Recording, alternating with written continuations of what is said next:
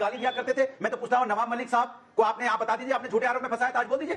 तब तो दाऊद के साथ आप बोलते थे कि नवाब मलिक का रिश्ता दाऊद के साथ है, दाऊद के साथ है, रोज जिंदाबाद जिंदाबाद करते थे। नमस्कार, आप देख रहे हैं हल्ला बोल, आपके साथ मैं हूं अंजना। फडणवीस साहब कह रहे हैं कि वोट जिहाद हो रहा है, उसका हमें जवाब, वोट जिहाद का जवाब वोट धर्म युद्ध से देना है। हाँ, वोट जिहाद क्या होता है? हाँ, वोट जिहाद ये है अंजना जी, जब मरिया आलम खान, सलमान खुर्शीद, ओवैसी, कमलनाथ और नवजोत सिंह सिद्धू अपील करते हैं सारे मुसलमान भाई एक हो जाओ, 90% वोट डालना कांग्रेस के लिए या महावसूली अघाड़ी के लिए धर्म के आधार पे, तो ये वोट जिहाद होता है। और लोकतंत्र में ये लोक पर्व है, जिहाद की कोई जगह नहीं है। तो बहुत अच्छी एक सीख देते हैं प्रधानमंत्री जी, एक रहोगे तो सेफ रहोगे।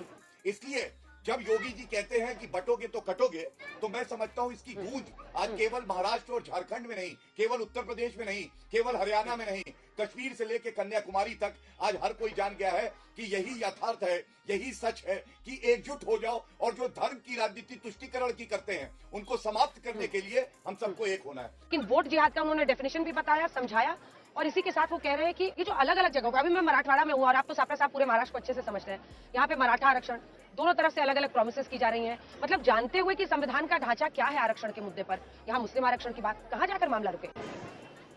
देखिए अंजना जी, दरअसल जिस तरह से भारतीय जनता पार्टी के गली से लेकर के दिल्ली तक के नेता जो प्रचार कर रहे हैं महाराष्ट्र के अंदर, और जिस तरह से बातें आ रही हैं लव जिहाद या वोट जिहाद या धर्म युद्ध की बात देवेंद्र फडणवीस ने करी है, ये तमाम सारी बातें ये दर्शाती है कि भारतीय जनता पार्टी की एक SOS कॉल है, यानी प्राण संकट संदेश है।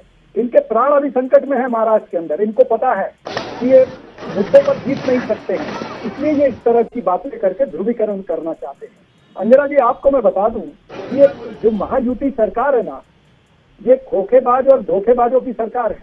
ये खोखे के आदान प्रदान से ये सरकार बनी, खोखे के हिसाब से सारे MLA खरीदे गए और फिर इन्होंने जम के भ्रष्टाचार किया। 40% कमीशन खोरी की सरकार है। मुंबई की 710 एकड़ जमीन ये अडानी को खैरात में दे रहे हैं। इस तरह से जो भ्रष्टाचार जनता के बीच इनका उजागर हुआ है, उसी तरह से धोखेबाजी की बात पर आए, जो मैंने कहा कि ये खोखेबाज और धोखेबाज है, तो धोखेबाज इसलिए मैंने कहा क्योंकि इन्होंने किसानों से धोखा किया। किसानों को जो MSP पे कपास खरीदनी थी या प्याज खरीदना था या गन्ने की फसल खरीदनी थी, वो ये खरीद नहीं पाए हैं।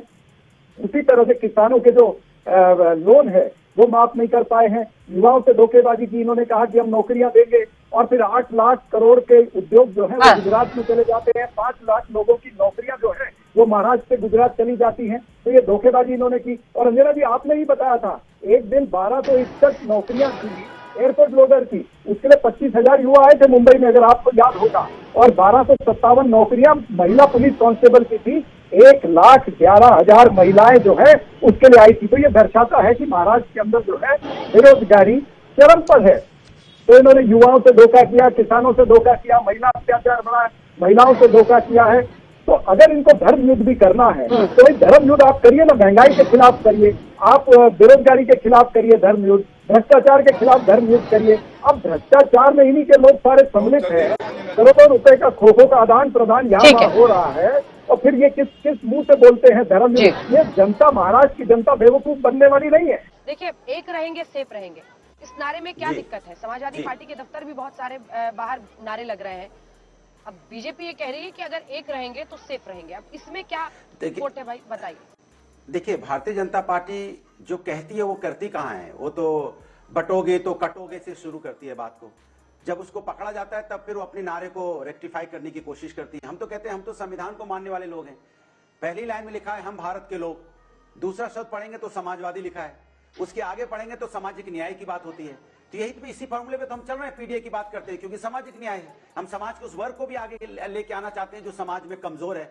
हम तो यहाँ पंथ निरपेक्ष की बात करते हैं। हम तो कहते हैं सभी धर्मों का यहाँ सम्मान होना चाहिए, चाहे किसी भी जात धर्म का व्यक्ति हो, सबका सम्मान हो। तभी तो हमने कहा है कि हम भारत के लोग हैं। हम PDA पे भी सब पिछड़ा, दलित, अल्पसंख्यक, पिछड़े और आदि आबादी पे बात करने वाले लोग हैं जिनको न्याय मिलने की जरूरत है। हमने कब डिवाइड एंड रूल करने की बात की है? यही तो कहेंगे बटोगे तो कटोगे। ये क्या शब्द होता है? कटना कोई शब्द अच्छा थोड़ी होता है। आप जोड़ने की बात करो ना। हम तो एक भारत की बात करते हैं। हम तो एक राष्ट्र की बात करते हैं, हम भारतीयों की बात करते हैं, हिंदुस्तानी की बात करते हैं, क्योंकि सबसे पहले हम हिंदुस्तानी हैं। तभी तो हम संविधान को लेकर घूमे 2024 के चुनाव में। आज भारतीय जनता पार्टी को संविधान अनुराग जी, याद है, अनुराग कुछ जी, लोगों को मैंने देखा हाथ में अनुराग संविधान की जी, कॉपी अनुराग लेके जी। बीजेपी वाले भी घूमने लगे। एक काउंटर क्वेश्चन है, एक जी। काउंटर क्वेश्चन है, जी, इसका जी। जवाब आप ही दीजिएगा।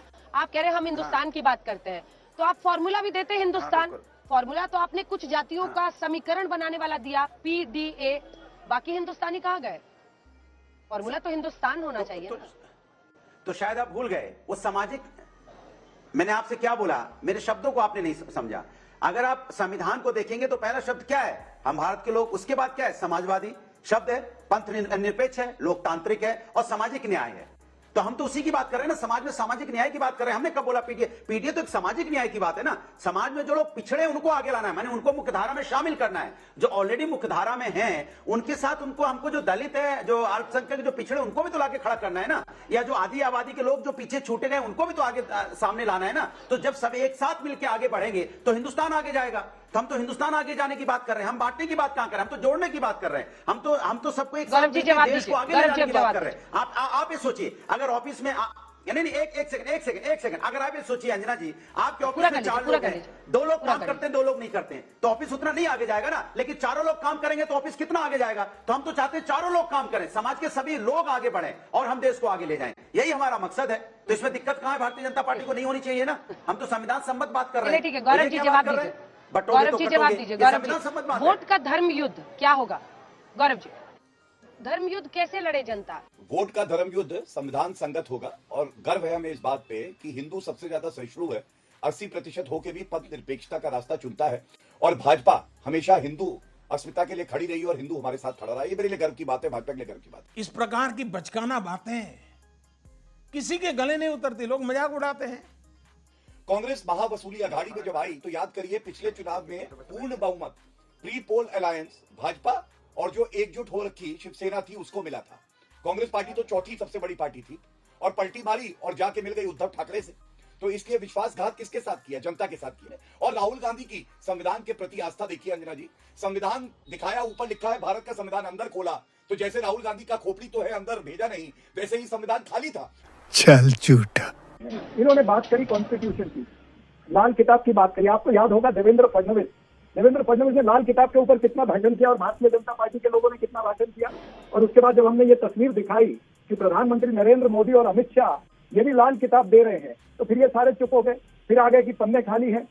तो ये भारतीय जनता पार्टी की जो व्हाट्सएप इंडस्ट्री है ना, ये इनकी फेक फैक्ट्री है। ये उससे कुछ ना कुछ इनकी टूल किट से कुछ ना कुछ प्रोडक्ट बनते रहते हैं, ये मीडिया के सामने लाते रहते हैं, टाइम पास करते हैं। लेकिन महाराष्ट्र के अंदर ये कुछ नहीं चलेगा। मैं आपको अंजना जी बताना चाहूंगा कि महाराष्ट्र की लड़ाई बहुत स्पष्ट है। ये महाराष्ट्र प्रेमी वर्सेज महाराष्ट्र द्रोह की लड़ाई है। ये महाराष्ट्र द्रोही है। क्यों महाराष्ट्र द्रोही है? क्योंकि इनके राज के अंदर किसान जो है वो उत्पीड़ित हुआ, नौजवान उत्पीड़ित हुआ, यहाँ से जो उद्योग है वो बाहर गए। महाराष्ट्र के ऊपर 8 लाख करोड़ का कर्जा हो गया और महाराष्ट्र राज्य का जो इंटरेस्ट है, कहाँ हम 23,456 करोड़ भरते थे, आज हम 57,724 करोड़ रुपया इंटरेस्ट भरते हैं। तो महाराष्ट्र की जो इकोनॉमिक ग्रोथ है वो भी रुक गई है। इसलिए ये महाराष्ट्र द्रोही है। और महाराष्ट्र द्रोही और क्यों है? क्योंकि छत्रपति शिवाजी महाराज के पुतले के अंदर ये भ्रष्टाचार करते हैं। जो हिंदू हृदय सम्राट या हिंदवी स्वराज के प्रणेता हैं छत्रपति शिवाजी महाराज, उनके पुतले के अंदर ये पैसे खाते हैं। सागर के अंदर, यहाँ समुद्र के अंदर नरेंद्र मोदी जी खुद प्रधानमंत्री होते हुए यहाँ पर आए और उन्होंने जल पूजन किया था 2014 में। क्यों नहीं वो आज 10 साल तक वो छत्रपति शिवाजी महाराज का पुतला लग गया?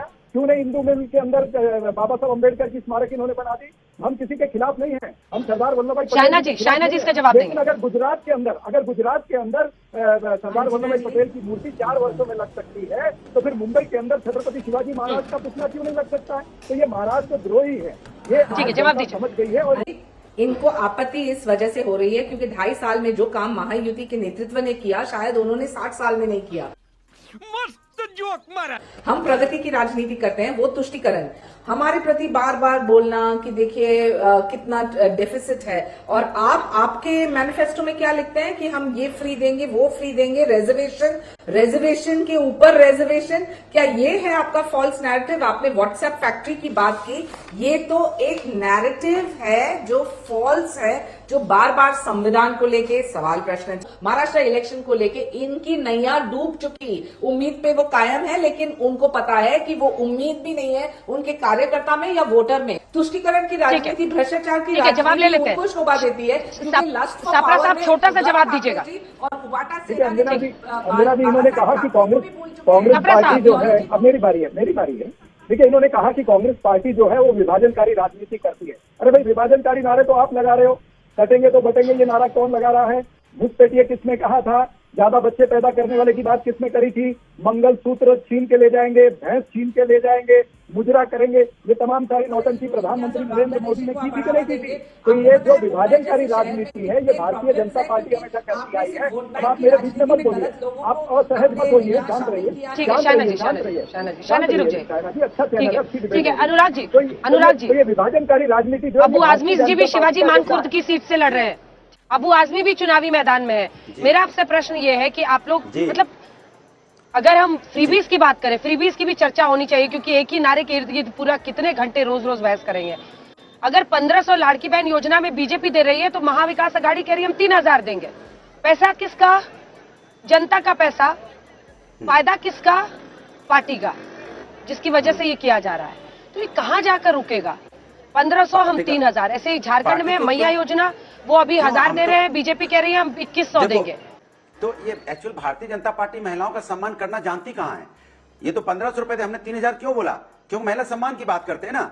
टिकट भी अगर हमने 9 में से दी है तो 4 हमने आधी आबादी को दी है, महिलाओं को दी है। और जहां तक मणिपुर की बात तो भूले गए, मणिपुर मॉडल की तो बात ही नहीं करती भारतीय जनता पार्टी। बोले ना एक बार मणिपुर के बारे में, क्यों भूल जाती मणिपुर में? क्योंकि वहां पे महिलाओं के साथ अन्याय हुआ, वहां इस तरह की आग लगी हुई है, इसलिए मणिपुर का मां बोलने से डरते हैं। बोले ना एक बार कि मणिपुर के मॉडल पे चुनाव लड़ोगे क्या, या बुलडोजर के मॉडल पे चुनाव लड़ोगे, जो अभी माननीय सर्वोच्च न्यायालय ने बोला कि 25 लाख रुपए देना जिसका घर गिरा दिया है, या इनकाउंटर के मॉडल पे चुनाव लड़ोगे कि न्यायपालिका की कोई जरूरत नहीं, इनकाउंटर से न्याय दिया जाएगा? बताइए ना कौन सा मॉडल है आपका, यही तो जानना चाहते हैं। या खाद जो चोरी हो रही है, किसानों को खाद नहीं मिल रही, उस मॉडल पे चुनाव लड़ोगे? या यूपी पीसीएस के एग्जाम के लिए छात्रों को रोड पे आना पड़ रहा है, 15-15 हजार छात्र रोड पे हैं, क्या यूपी पीसीएस के एग्जाम 2 दिन में क्यों कराना चाहते हैं? 1 दिन में क्यों नहीं? क्यों 2-2 पेपर होंगे? जब छात्र का न्याय, अब छात्र के साथ तो बोली ना कौन सा मॉडल पे चुनाव लड़ रहे हैं आप? इसलिए आप किसी मॉडल पे नहीं लड़ रहे हैं, जनता आपके खिलाफ है। जनता ने तय किया कि भारतीय जनता पार्टी को सत्ता में नहीं आने देना है, इसलिए आप परेशान हो, इसलिए आप नफरत की बात पे आ गए, क्योंकि आप जनता के किसी भी वर्ग के लिए बात नहीं करना चाहते आप, क्योंकि आप किसी वर्ग की बात करोगे आपने सबके साथ अन्याय किया है, इसलिए आप चले गए किसमें?